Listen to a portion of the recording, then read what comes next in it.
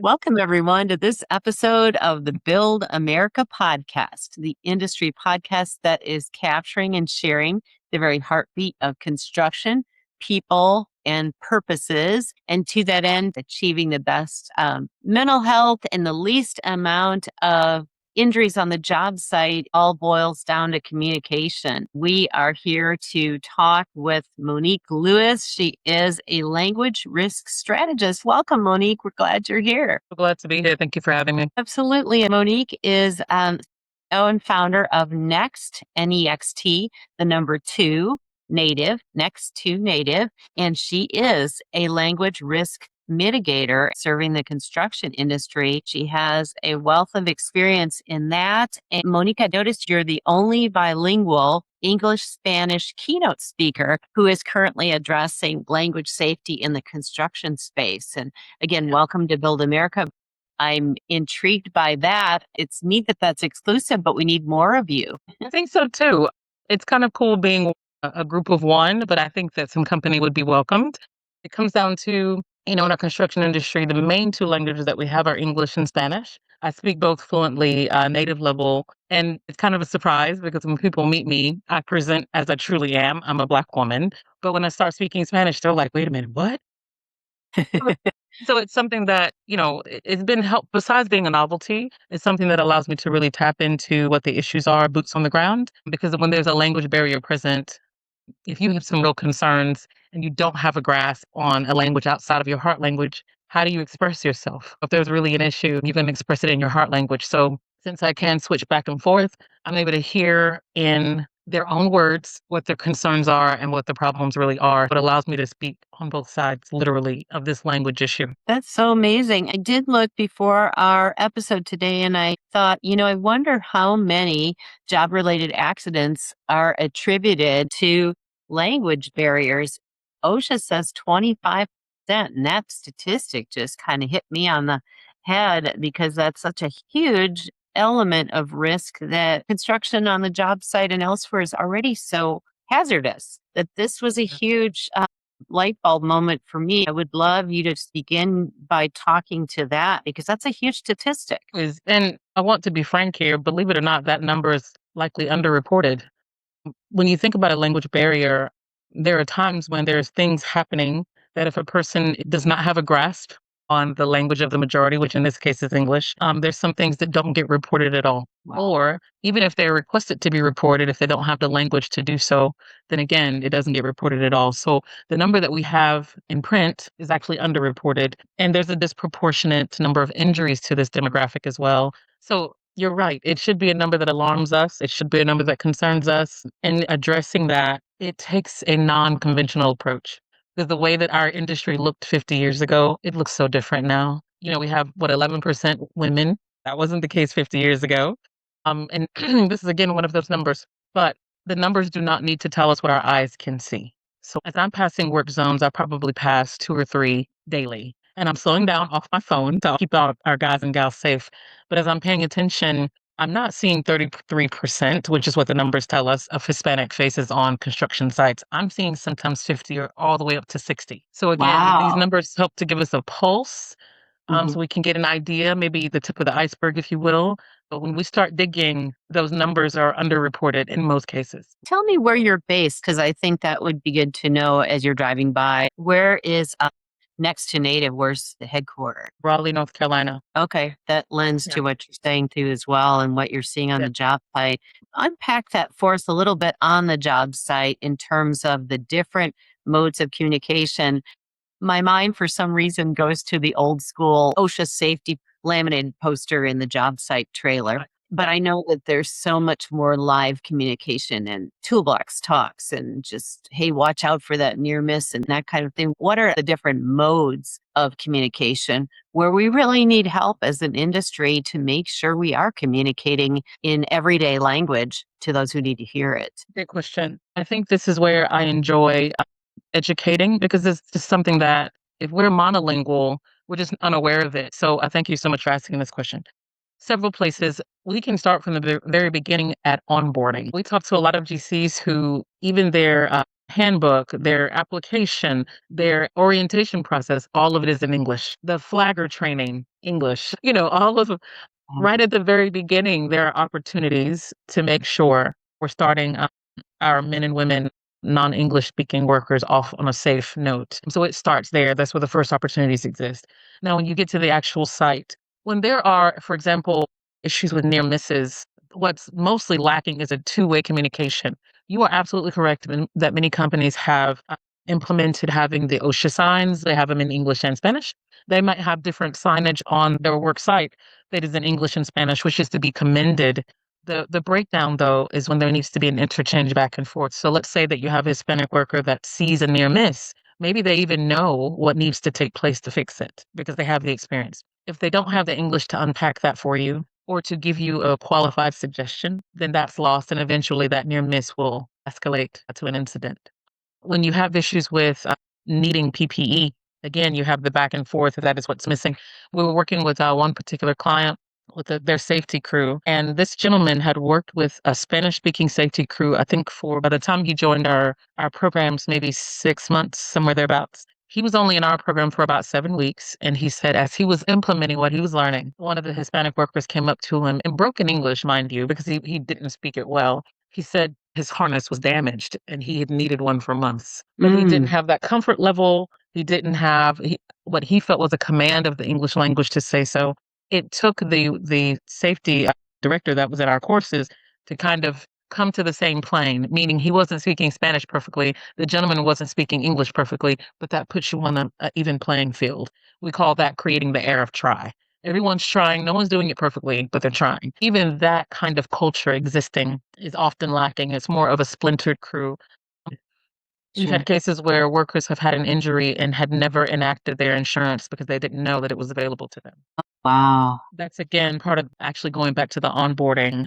Other places, of course, you mentioned toolbox talks, safety briefings, OSHA trainings. Those are huge because sometimes if a bilingual OSHA instructor is not available and they do it in English, at the end of it, they often will say, everybody good? That's kind of like their comprehension check. Well, as you can imagine, all of them go. Yeah. We had a case where an OSHA instructor came in and did the fall protection training completely in English. I think they had three Spanish Hispanic workers there. It went exactly how I just mentioned. Thumbs up. Everybody said they were good.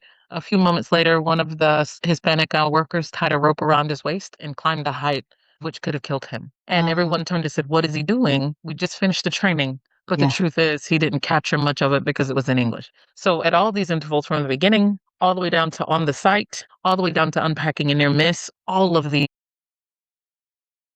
are opportunities that help us to keep all of our workers safe that generally most GCs have not implemented because it's hard to make that transition. As you're speaking, I'm thinking we constantly hear about the worker shortage and that there aren't enough Yeah. qualified bodies. So with this, my goodness, wouldn't it be great if of who's left if they were bilingual? But that's got to be another hurdle. Having enough people and having the people you need in terms of skills. Is there some sort of like tech tool where they could be using Google Translate or other things? I mean, I know the best thing is to have someone like you on that website that is training construction and is bilingual, at least with construction level language. But what if you just don't have that man or woman? What should they do? Well, there's two things to keep in mind. The matter of the shortage made my eyebrow go up immediately. And I'll tell you why. When we're thinking about how many are retiring, we have this first issue of knowledge transfer. These are men and women with a fund of knowledge that is walking out the door with them via their retirement party. It's kind of a hemorrhaging of knowledge, if you will. Of course, the language barrier has a play when you're trying to transfer that knowledge down if neither party speaks the other's language. So that's something to think about.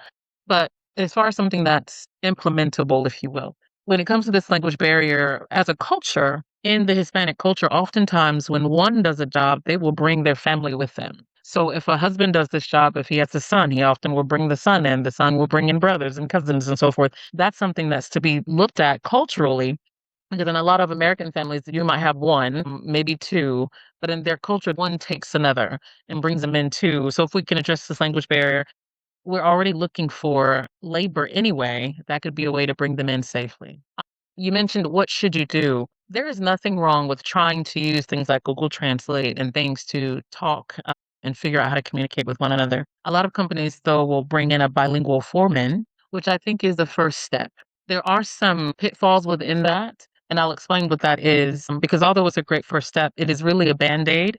Because when you think about a bilingual foreman, if they are the voice for 30, 40, 50% of your crew, and they're the voice not just one way, but two way. So and so said this, and then you have to relate the response back. It can become overwhelming where that foreman is not able to do whatever you hired them to do because their time and even their mental bandwidth is being taken with translating. They're also being made aware of things that sometimes they should not be aware of. If there's a private issue, a HR issue, your coworkers oftentimes should not be aware of those private things. So when you have a bilingual foreman, he's being used as kind of an ad hoc translator, and it can make it so that information is being shared that shouldn't be, or that he's not able to be in two places at once.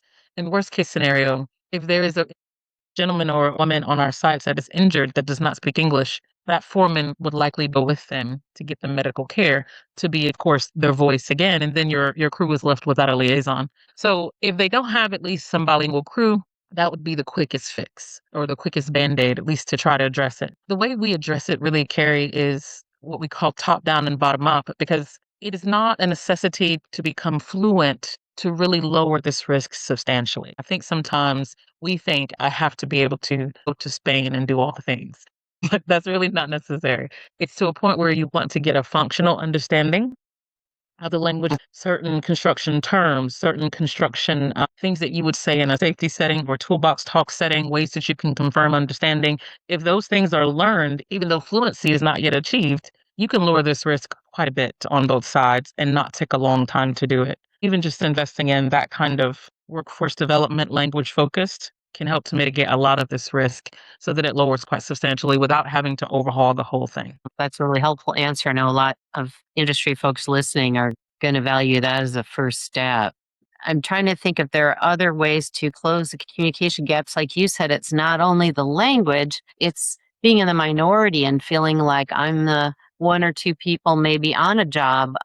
I'm based in Indiana, but I'm thinking up here that they would be in a minority of people that aren't fluent in English. So it's that feeling like there's that comfort level of saying, hey, I don't know what you just said. That's got to be a double edged sword. How do they reach out to protect themselves if they don't know how to ask, literally, how to ask for help? It's a huge thing, and I know that in the area that you're in, Indiana, it's not quite as concentrated as it might be in states like Arizona and California, but on the East Coast, we're seeing the numbers rise as well. So it's something that's coming because we're all seeing the labor shortage. Maybe it's less severe in certain areas, more severe in others, but as an industry, we're hurting in that way.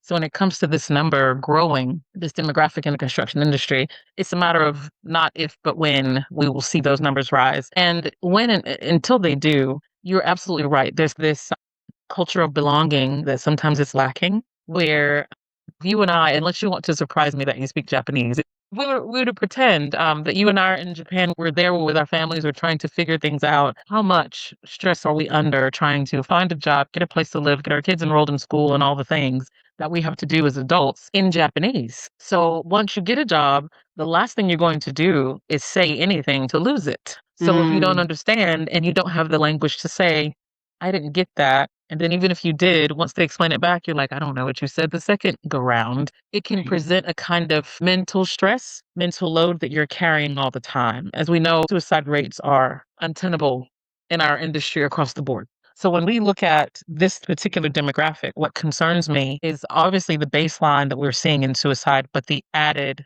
risk factors on this demographic not being able to communicate and express what they know, what they're concerned about, what their questions are, even their knowledge transfer as well. It's a real issue where being quiet seems more advantageous than speaking up. And that's happening, of course, more and more. As we can imagine, it's a human issue that if the tables were turned, I personally would battle with the same thing. I think most of us would. Exactly. So well said, Monique. And you segged into mental health, which I was gonna ask you about too, because it's different kinds of risks, isn't it? That language mitigation attacks and tries to reduce, and certainly that mental health risk. It seems super, super more tightly connected with the language barrier, even than it is normally. I'm thinking of on the stories that we talked about.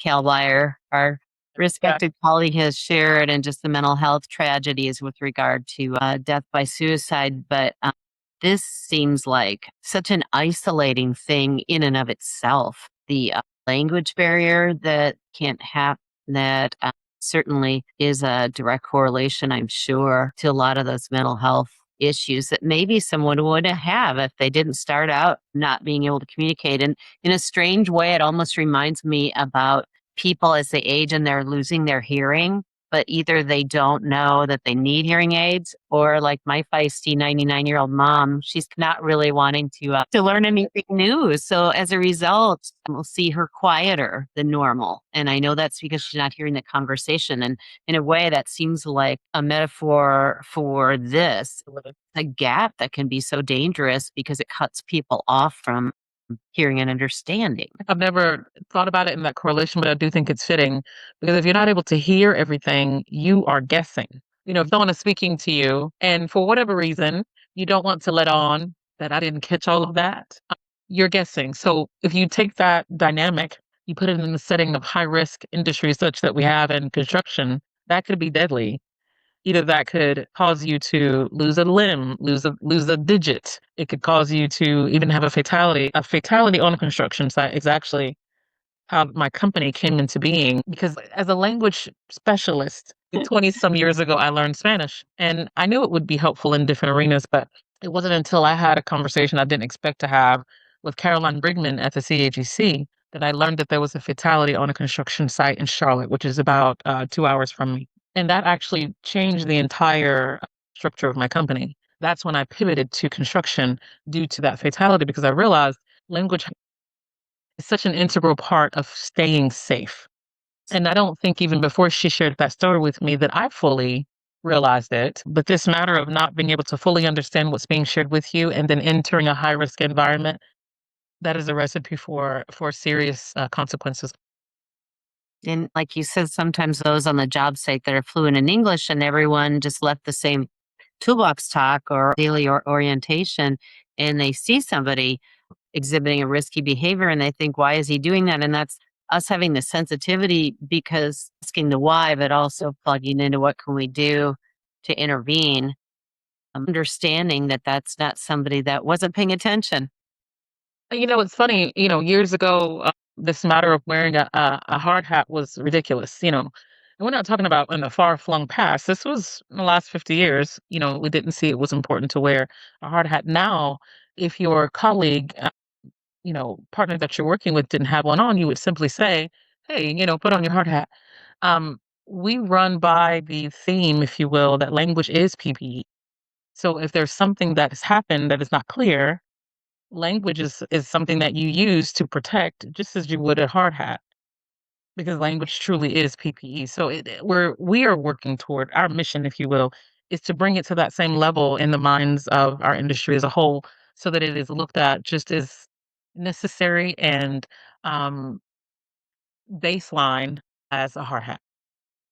Would you like to see, some sort of when projects are spec or when they're bid, some just like there are requirements for, in certain projects for percentages of minorities and minority contractors and other things, would you like to see a requirement? Should there be a requirement for, you know, bilingual resources. I don't even know what to call it, but it shouldn't just be optional, should it? It needs to be just like as you said, just as essential as it is as PPE, it should be an essential resource that's provided to project teams that are building these projects. The reason I say that is that on an average GC project, they may there's two scenarios that you could have. You could have GCs pardon me, you could have GCs that have a certain amount of non-English speaking in their frontline workforce, or you could have many GCs that they contract with. Subcontractors that they contract with. So when they come on site and maybe they have very heavily, amounts of Hispanics on their crews.